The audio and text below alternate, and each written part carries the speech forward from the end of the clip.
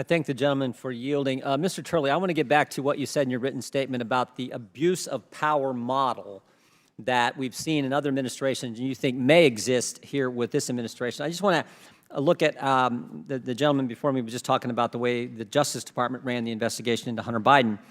And some of the things we've learned from the whistleblowers were they were prevented from taking certain investigative steps. They couldn't interview the adult grandchildren of the president. They couldn't execute a search warrant on a storage unit without first tipping off the defense counsel.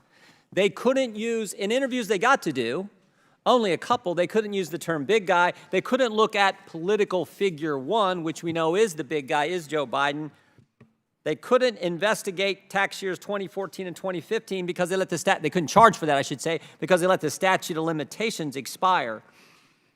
Is it an abuse of power when the Biden Justice Department stops investigative steps that all potentially lead to Joe Biden?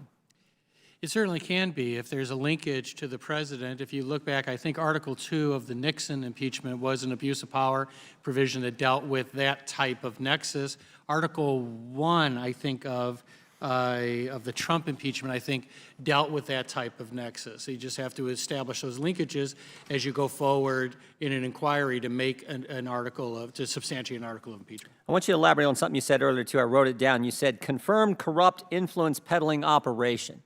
Can you elaborate on what you think that entails? That's pretty strong words. That you said the Biden influence peddling scheme was confirmed corrupt influence peddling operation. I think that it's now, in my view at least, largely unassailable. Even people that have long been critical of some of the investigations have acknowledged recently, particularly after the Archer interview, that this was an influence peddling effort. Whether it was an illusion or not is part of the task for the inquiry. But it seems to me abundantly clear from these emails and statements and now sworn testimony that Hunter Biden and his associates were selling access to Joe Biden.